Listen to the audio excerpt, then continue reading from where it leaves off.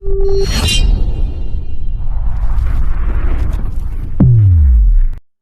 YouTube channel MEPV। তো বলছেন যে আল মুতাখাল্লিফ আন সালাতিল জামাতি ইযা সাল্লা ওয়াহদাহু, একা যদি নামাজ পড়ে কোন এমন ব্যক্তি যে জামাতে যেতে পারলো না, একা একা নামাজ পড়ছেন আপনি, কেন ভাই একা পড়ছেন? জামাতে আমি যেতে পারিনি। কেন যেতে পারিনি? বলছে লাহু হালাতান, দুটো অবস্থা হইতে পারে, একটা অবস্থা ভালো, একটা মন্দ। আল হালুল উলা, প্রথম অবস্থা হচ্ছে আইয়াকুনা মাজুরান, তার কাছে শরীয়ত সম্মত ওজোর আছে জামাতে না যাওয়ার। বেমারাজিন, অসুস্থ, মসজিদে যেতেই পারছে না। আও খফির, সাধারণ অসুখ হলে হবে না, বা একটু সর্দি কাশি সেজন্য মসজিদ যেতে পারিনি, একটু পায়ে ব্যথা করছে সেজন্য মসজিদে পারিনি, চলবে? মাথা একটু ব্যথা করছে সেজন্য মসজিদে যেতে পারিনি, চল? এমন খোড়া যে হাঁটতেই পারি না ধরেন, হ্যাঁ, অথবা এমন পেটের ব্যথা যে আমি থাকতেই পারি না, এইরকম অবস্থা যে সম্ভব না। তো বলছেন অথবা এমন ভয় আছে যে বাড়ির বাইরে গেলে মেরে দিবে, কে হুমকি দিয়ে রেখেছে, তোকে পেলে মারবো, জানের ভয়, ইত্যাদি ইত্যাদি। ওয়ালাইসা মিন আদাতিহি তাখাল্লুফ, কিন্তু তার এইরকম জামাত ছাড়া অভ্যাস ছিল না, জামাত ছাড়া অভ্যাস ছিল না। লাউলাল ওজর, এই ওজর না থাকলে ফাহাদা ইউক্তাবু লাহু আজরু মান ইউসাল্লি ফি জামাতিন, এই লোক জামাতে না পড়েও জামাতের সওয়াব পাবে।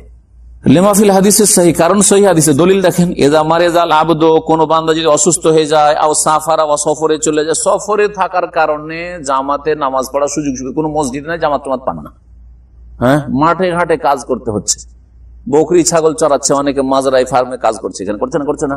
যদি নিয়ত রাখে যে আল্লাহ যদি আমাকে দামাম শহরে বা মক্কা মদিনায় কোথাও রাখতে, কোনো একটা শহরে থাকতাম বা একটা ছোট্ট গ্রামেও থাকতে যেখানে একটা মসজিদ আছে, তো জামাতে নামাজ পড়তাম, কি করবো, আমাকে তো আল্লাহ এখানে তুমি ডিউটি দিয়েছো, কি করবো আমি, তাহলে সে নাকি পাবে না, পাবে না? জামাতে পূর্ণ নাকি আমাদের মতো পাবে। আল্লাহ রহমত কত প্রশস্ত দেখেন, আল্লাহ মানুষের আসলে অন্তরটা দেখেন, অন্তরে ভালো কাজের চাহিদা আছে, পারে না বেচারা। যদি কোনো বান্দা অসুস্থ হয়ে যায় অথবা সফরে যায়, কুতিবা লাহু মা কানা ইয়ামালু সাহিহান মুকিমা, তাহলে তার জন্য লিখা হবে সেই নাকি যা আমল করতে সে সুস্থ অবস্থায় এবং বাড়িতে থাকা অবস্থায়। হাদিস বুখারীতে রয়েছে, আবু মুসা আশআরী রাদিয়াল্লাহু তাআলা বর্ণিত। দ্বিতীয় অবস্থা ইয়াকুনা তাখাল্লুফু আন সালাত মাআল জামালি গায়রি ওযর, বিনা ওযরে জামাতে যায়নি, কোন একটা গুরুত্বপূর্ণ কাজ, আমার আজকে ইনভেন্টরি ছিল কোম্পানিতে, ওই কম্পিউটারের কাজ, এত কাজ ছিল, দেখলাম যে এই কাজটা এই সময়টাই সেরে নেব, সেই জন্য জামাতে যায়নি, চলবে? হ্যাঁ, না, চলবে না। বলছেন যে বিনা ওজরে কেউ যদি জামাত ছাড়ে, ফাহাদা ইযা সাল্লা ওয়াহদাহু, একা যদি নামাজ পড়ে, তো নামাজটা হবে সুন্নাতে মুআক্কাদা, তার ছুটলো, অনেক নেকি ছুটলো। আর মাঝামাঝি যে মতটি হচ্ছে সেটা হচ্ছে সেই ব্যক্তি গুনাহগার হইলো, কাবিরা গুনাহ করলো, কারণ ওয়াজিব সে ফরজ ছাড়লো, কিন্তু তার নামাজটা কি হয়ে যাবে, মানে ফরজটা আদায় হয়ে যাবে। জমহুর অধিকাংশ উলামাদের নিকটে লাকিন্না ইয়াখসারু আজরান আযীমান, মহাপুরস্কার এর ক্ষেত্রে ক্ষতিগ্রস্ত হবে, ওয়া সাওয়াবান জাজিলান, আর বড় নেকি থেকে সে বঞ্চিত হবে। লিআন্না সালাতাল জামাত আফদালু মিন সালাতিন মুনফারিদ বিসামিশ দারাজা, কারণ একটু আগে জানলেন আপনারা যে একা নামাজ পড়ার তুলনায় জামাতে নামাজ পড়লে 27 গুণ বেশি নেকি রয়েছে।